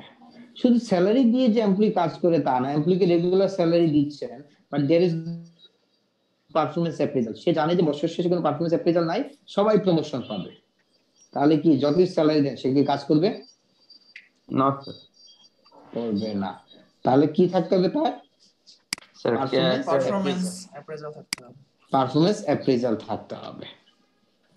ওকে, সো এটাকে আমরা বলছি পারফরম্যান্স অ্যাপ্রেজাল এর সে মোটিভেশনাল ফ্যাক্টর। পারফরম্যান্স অ্যাপ্রেজাল থাকাতেই কিন্তু এমপ্লয়িরা ঠিক মতো অফিসে যায়, দ্যাট মিন্স টাইমলি অফিসে যায়, তার কাজগুলো টাইমলি শেষ করে, রেগুলারলি শেষ করে। That's a performance appraisal is also a motivational factor along with compensation. Next function কি?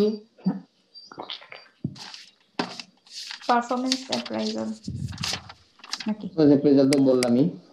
স্যার এমপ্লয়ি রিলেশন অথবা employee welfare, employee relation, employee welfare বা এমপ্লয়ি ওয়েলফেয়ার, যেগুলোকে আমরা একসাথে বলি রিটেনশন। এমপ্লয়িকে ধরে রাখা।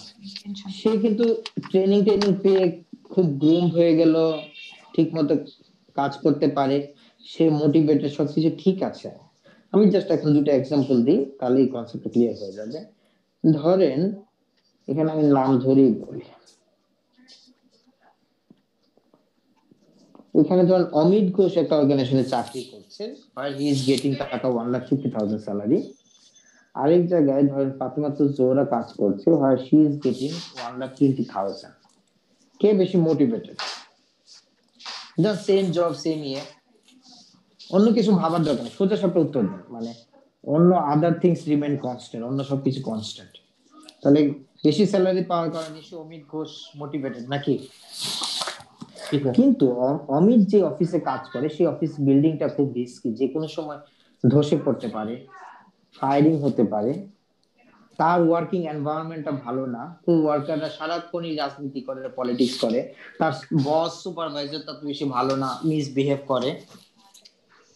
যত বেশি বেতন পাক, অমিত কি মোটিভেটেড থাকবে? আর সে চাইবে না চাকরিটা লিভ করতে? এটাকে আমরা বলছি industrial relations. That means only money বা compensation cannot motivate the employee to retain them, to hold them in the organization after providing salary যখন পেয়ে যায় তখন তার অন্যান্য নিড গুলো তৈরি হতে থাকে। তার মধ্যে একটা হচ্ছে প্রপার ওয়ার্কিং এনভায়রনমেন্ট। এই working environment covers everything, physical environment থেকে শুরু করে, মানে অফিসটা দেখতে ভালো হতে হবে, সুন্দর হতে হবে, তার বস গুলা, ওয়ার্কার্স গুলো ভালো হতে হবে, এটাকে আমরা বলছি ওয়ার্কিং এনভায়রনমেন্ট। তার ট্রেড ইউনিয়ন করার সুযোগ বা নিজেদের মধ্যে একটা অ্যাসোসিয়েশন করার সুযোগ, এই এমপ্লয়িরা তত বেশি অর্গানাইজেশনে স্থায়ী হয়। That is called retention or employee welfare, wellbeing. Okay, এইগুলোর মাধ্যমে এমপ্লয়িকে আমরা হোল্ড করে রাখি। কারণ কি আপনারা কি মাসলো হায়ারার্কি নিডস থিওরি পড়েছেন? জি স্যার পড়েছি। কয়টা নিড থাকে? 5টা। প্রথম নিডটার নাম হচ্ছে ফিজিওলজিক্যাল নিড। জি স্যার। এমপ্লয়ির ফিজিওলজিক্যাল নিড কি? একজন এমপ্লয়ি ফিজিওলজিক্যাল নিড অর্গানাইজেশনের ক্ষেত্রে স্যার ফার্স্ট তো খেয়ে পরে বেঁচে থাকতে হবে। হ্যাঁ, সেক্ষেত্রে স্যালারি। তার স্যালারি। জি স্যার। ফিজিওলজিক্যাল নিডের পরে সেকেন্ড নিডটার নাম কি? সেফটি নিড আর জব সিকিউরিটি, তাই না? জি স্যার। আচ্ছা, যদি স্যালারি পেয়ে যায় এমপ্লয়িরা কি চিরকালের জন্য মোটিভেটেড হয়ে যায় যে আমি স্যালারি পাচ্ছি, ওকে আমি মোটিভেটেড? No sir. প্রথমে কিন্তু সে ভাবে কি আরে স্যালারি, ভালো একটা স্যালারি পেলেই হলো, খুশি। কিন্তু যখন স্যালারিটা নিশ্চিত হয়ে গেল তখন ভাবলো যে জবটা পার্মানেন্ট হইতে হবে, বা একটা ভালো ডেজিগনেশন লাগবে, ভালো একটা অফিস লাগবে, এরকম আস্তে আস্তে নিড বাড়তে থাকে না? জি sir. So same things happen in the organisation. এটা করে প্রথমে ভাবে যে একটা ভালো স্যালারি হলেই চলে, একটা জব হলেই হয়েছে। কিন্তু জব হওয়ার পরে তখন তার আর মোটিভেশন থাকে না, তখন তাকে একটা ভালো ওয়ার্কিং এনভায়রনমেন্ট দিতে হয়, ইন্ডাস্ট্রি রিলেশনস গুলো এনশিওর করতে হয়, এগুলোকে আমরা বলছি রিটেনশন। ওকে, সো এই হচ্ছে আমাদের human resource management. And finally এত কিছু করার পরও এমপ্লয়িরা কিন্তু চিরকাল থাকে না, বিভিন্ন কারণে he or she will leave the organisation, will leave the job. এগুলাকে আমরা বলছি সেপারেশন। সে রিটায়ারমেন্টে যেতে পারে, সে করতে রেজিগনেশন দিতে পারে, তাকে আপনি ছাঁটাই করতে পারেন রিট্রান্সমেন্টের মাধ্যমে, ডিসচার্জ ডিসমিস করে দিতে পারেন। এইগুলো এইচআরএম করে থাকে। So this are the 5 functions in together called human resource management. Any query? আচ্ছা ঠিক আছে, বুঝতে পেরেছি। কারো কি কোনো জিজ্ঞাসা? আপনাদের কিছু হোমওয়ার্ক দিচ্ছি, লিখেন, নেক্সট ক্লাসে জিজ্ঞেস করব। Okay sir. আর এই যে ক্লাস অ্যাক্টিভিটি বা হোম অ্যাক্টিভিটি যে করাবো, এখন থেকে আমি চিন্তা করেছি স্টার প্রথা চালু করবো। স্টার প্রথা মানে আপনি ক্লাসে যখন জিজ্ঞেস করবো, আপনি যদি কোনো অ্যান্সার দিতে পারেন একটা স্টার, দুইটা উত্তর দিলে দুইটা স্টার, এরকম স্টার যত জমতে থাকবে, মনে করবেন যে সেমিস্টার এন্ডে যে আমরা অ্যাসেসমেন্ট গুলো করি, অনেকে 1-2 মার্কসের জন্য গ্রেড আটকে গেছে, বা অনেকে একটা পরীক্ষা খারাপ হয়েছে, ওই যে পজিটিভ কনসিডারেশন যে থাকে টিচারের, যে বলেন না স্যার একটু দেখেন, জি স্যার, সো তাদেরকে দেখবো যার নামের পাশে বেশ কিছু স্টার আছে। কারণ কি, বেশি স্টার মানে হি or she is participating in the class. তখনই আমরা বুঝবো না ছেলে বা মেয়েটা ভালো, সে পার্টিসিপেট করেছে, কোনো এক কারণে মিড টার্মটা মিস করেছে, মিড টার্মটা খারাপ হয়েছে, সো তাকে আমরা ওইটার জন্য মার্কস বাড়িয়ে দিব। So I expect that everybody will take part in the class activity. আর আপনি যদি বোবার মতো বসে থাকেন বা এটাকে অন করে দিয়ে ঘুমান, ফেসবুক চালান, সাব টু ইউ, আমার কিছু বলার নেই। সো প্রথমে আমাদের একটা হোমওয়ার্ক দিচ্ছি, একটু হোমওয়ার্ক গুলো একটু লিখেন। Differences between job description and specification. Differences between job description and specification.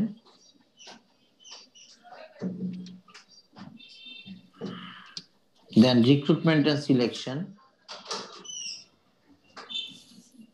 Recruitment and selection.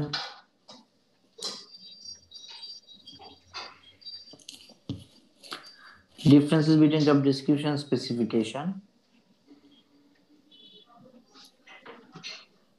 লিখেছি স্যার দুটো। রিক্রুটমেন্ট এন্ড সিলেকশন লিখেছি না? তারপর লিখেন training and development. Training and development, এটা কি ডিফারেন্স? হ্যাঁ, সবগুলো ডিফারেন্স, যেগুলো বলছি সেগুলো ডিফারেন্স। ট্রেনিং এন্ড ডেভেলপমেন্ট, এই তিনটা ডিফারেন্স জেনে রাখবেন আপনারা। একটা দুইটা ডিফারেন্স জানলে হবে, ওকে, যাতে আপনারা কখনো ভাইভা বোর্ডে জিজ্ঞেস করলে উত্তর দিতে পারেন ঠিকঠাক মতো। আচ্ছা, নেক্সট পয়েন্ট কি আছে আমাদের?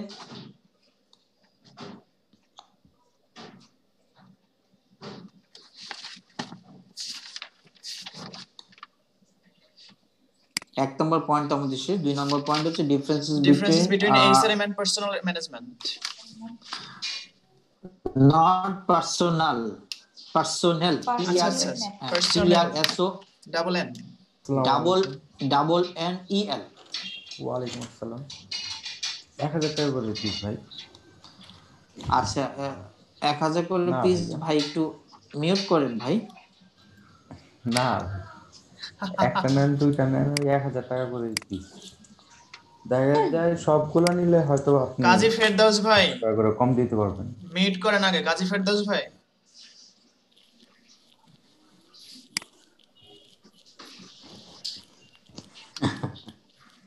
That is the true picture of online classes. Behind the scene কি হচ্ছে দেখতে পাচ্ছেন? জি স্যার। যেটা আমি বারবার বলি যে আপনাদের মনোযোগ নাই কেন? কারণ আমরা এখন মাল্টিটাস্কার হয়ে গেছি। আমরা বিজনেসও করি, ক্লাসও করি, ঘুমাই ক্লাস করি, ফেসবুকিং করছি বা সোশ্যাল মিডিয়াতে আছি, ক্লাস করি, মাল্টিটাস্কিং হচ্ছে। সেই জন্য আমাদের পড়াশোনা হয় না ঠিক মতো। এনিওয়ে, তো ডিফারেন্স গুলো লিখবে। এখন আরেকটা নতুন ডিফারেন্স বলে দিই, সেটা আমি বলে দিচ্ছি, ওইটারও ডিফারেন্সটা লিখবেন। সেটা হচ্ছে human resource management, personal management. বর্তমানে আমরা কি পড়ছি? পার্সোনাল ম্যানেজমেন্ট পড়ি না এইচআরএম পড়ি? এইচআরএম স্যার, এইচআরএম পড়ি। এইচআরএম পড়ি। Personal is the backdated, personal management is the backdated term. Backdated অনেক জায়গায় এখনো দেখবেন যে পার্সোনাল ডিপার্টমেন্ট নামক একটা ডিপার্টমেন্ট আছে, ঠিক আছে? এখনো পার্সোনাল ডিপার্টমেন্ট নামক একটা ডিপার্টমেন্ট কিন্তু আমরা দেখতে পাই, যারা এখনো সেভাবে এইচআরএম প্র্যাকটিস করছেন। তো ডিফারেন্সটা কোথায়? HRM is a specialised activity of the organisation which is exclusively performed by the HR department. একটা ডিস্টিংটিভ ডিপার্টমেন্ট থাকবে who will perform the recruitment, selection, training, development, compensation, এইগুলা কাজগুলা করবে। On the other hand, personal management means whenever HR activities are performed by the concerned department, not HR department. HR activity ধরেন marketing এর লোক লাগবে, marketing এর লোক select করতে হবে। এই সিলেকশন কি মার্কেটিং এর কাজ না এইচআরএম এর কাজ? সিলেকশন এইচআরএম এর কাজ। কিন্তু দেখা যায় এইচআর ডিপার্টমেন্ট নাই। So whenever marketing department needs people, these selection activities are performed by the marketing department. That is called personal management. তা সিলেকশন হলো নাকি হলো না? হয়েছে, সিলেকশন কিন্তু হইছে, পার্সোনাল ম্যানেজমেন্ট দ্বারা। কিন্তু এইচআরএম এর মতো কি স্পেশালিস্ট দ্বারা হয়েছে? নো স্যার, হয়নি। আচ্ছা, সো স্পেশালিস্ট দিয়ে করলে ভালো নাকি যে জেনারেল প্র্যাকটিশনার দিয়ে করলে ভালো? অবশ্যই স্পেশালিস্ট না? দেখবেন যে আমরা অনেক সময় অনেকে কিডনি রোগ হলে নেফ্রোলজিস্টের কাছে ভালো পাবে নাকি ওই এলাকায় যে জেনারেল প্র্যাকটিশনার সকল রোগের চিকিৎসক ওনার কাছে ভালো পাবে? অবশ্যই নেফ্রোলজিস্ট, ডেফিনেটলি নেফ্রোলজি স্পেশালিস্ট। তো আপনি এইচআর এর ফাংশনটা যদি মার্কেটিং এ কেউ করে ওটা তো হবে না। আবার ফাইন্যান্স ডিপার্টমেন্টের লোকের ট্রেনিং লাগবে। হু should conduct the training? HR who should arrange the training? HR department. কিন্তু ফাইন্যান্স করে ফেললো কারণ এইচআর ডিপার্টমেন্ট নাই। So whenever HR activities are performed by the concerned department, not specialist HR department, that is called personal management. But this is the age of specialization. বর্তমানে কিন্তু স্পেশালাইজেশনের যুগ। Every activities are performed by the specialist. Okay? এভাবে প্রত্যেক কাজ কিন্তু specialist করছে। যেমন নতুন একটা সাবজেক্ট গত 5-7 বছর ধরে আপনি শুনতে পান, সাপ্লাই চেইন ম্যানেজমেন্ট, তাই না? জি স্যার। তো সাপ্লাই চেইন ম্যানেজমেন্ট এটা আগে কিসের আন্ডারে ছিল জানেন? মার্কেটিং এর আন্ডারে স্যার। মার্কেটিং এর আন্ডারে ছিল, কিন্তু চিন্তা করে দেখলো যে মার্কেটিং থেকে যদি সাপ্লাই চেইনকে আলাদা করি তখন সাপ্লাই চেইনটা খুব ইম্পর্টেন্ট কাজ, তখন সাপ্লাই চেইনটা আরো স্পেশালিস্ট হবে। সো এখন কিছু মানুষ শুধু সাপ্লাই চেইন নিয়ে পড়ছে and they are doing much more better supply chain activities than previous common supply chain which was included under marketing. তাই না? জি স্যার। এইভাবে স্পেশালাইজেশন হচ্ছে এবং এই স্পেশালাইজেশনের একটা রিফ্লেকশন হচ্ছে human resource management. So who should perform recruitment, selection, training, compensation? It should be conducted by HR department or other department? HR department. It should be performed by the HR department. এইটাকে আমরা বলছি human resource management. HR activities are performed by exclusively HR department. আর আগে যখন HR এর কাজগুলো HR department ছিল না, ওই কনসার্ন ডিপার্টমেন্ট করে ফেলতো। হ্যাঁ, তখন এটা ছিল পার্সোনাল ম্যানেজমেন্ট। Concept clear? এই হচ্ছে আমাদের chapter 1। Now floor is open for you. You may ask thousands of questions. যত ইচ্ছা কোশ্চেন করতে পারেন এখন আপনার রাউন্ডে, না বুঝে থাকেন কোনো কিছু।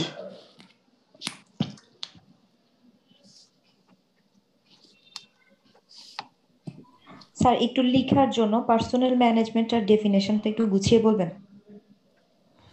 এটা কাজ দিয়ে দিচ্ছি, গুছানোটা আপনার একটু করে ফেলতে পারবেন। ওই যে হোমওয়ার্ক দিলাম না, হোমওয়ার্কের মধ্যে ফোর্থ যেটা লিখবেন, প্রথমতে লিখছেন difference between job description specification, তাই না? আচ্ছা, তারপরে হচ্ছে ডিফারেন্স বিটুইন রিক্রুটমেন্ট সিলেকশন, তারপর হচ্ছে difference between training and development, চতুর্থটা লিখবেন difference between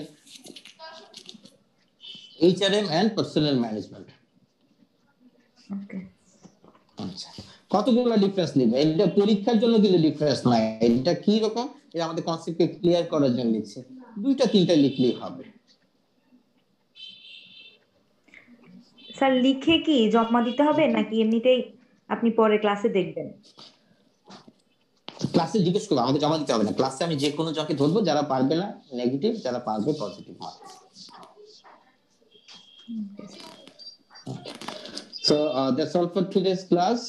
Hopefully by tonight or by tomorrow you'll get all the materials in Google Classroom. আপনাদের যে ফেসবুক গ্রুপ আছে সেখানে Google Classroom লিংকটা দিয়ে দিব, সেই লিংকের মাধ্যমে জয়েন করবেন and you'll get all details in your Google Classroom. Sir একটা কোশ্চেন আছে। বলেন প্লিজ। স্যার ক্যারিয়ার প্ল্যানিং নিয়ে যদি এক লাইনে মানে কিছু বলা যেত।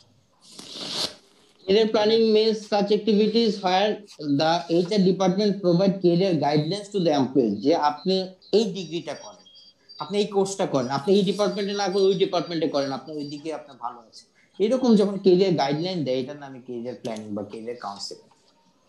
কারণ দ্যাটস ভেরি ক্রুশাল থিংস। আমাদের দেশে ছেলেমেয়েরা কেরিয়ার গাইডলাইন পায় না বলে একটা ফেজে এসে তারা ফ্রাস্ট্রেশনে ভোগে। কেরিয়ার প্ল্যাটো একটা শব্দ আছে, যেহেতু জানতে চাচ্ছেন আর কি বলি তাহলে। কেরিয়ার প্ল্যাটো, প্ল্যাটো মানে হচ্ছে মালভূমি। মালভূমি চিনেন আপনারা? মালভূমি কোন জায়গাটাকে বলে? সমতল জায়গাকে বলে মালভূমি, তাই না? বিস্তীর্ণ সমতল জায়গাকে মালভূমি বলে। কেরিয়ারটা কেমন হওয়া উচিত? এই প্ল্যাটোর মতো, মালভূমির মতো, নাকি একটা পাহাড়ের মতো হওয়া উচিত? কেরিয়ারটা স্যার পাহাড়ের মতো হওয়া উচিত। পাহাড়ের মতো, আপনি আস্তে আস্তে লেয়ার বাই লেয়ার উপরের দিকে যাবেন।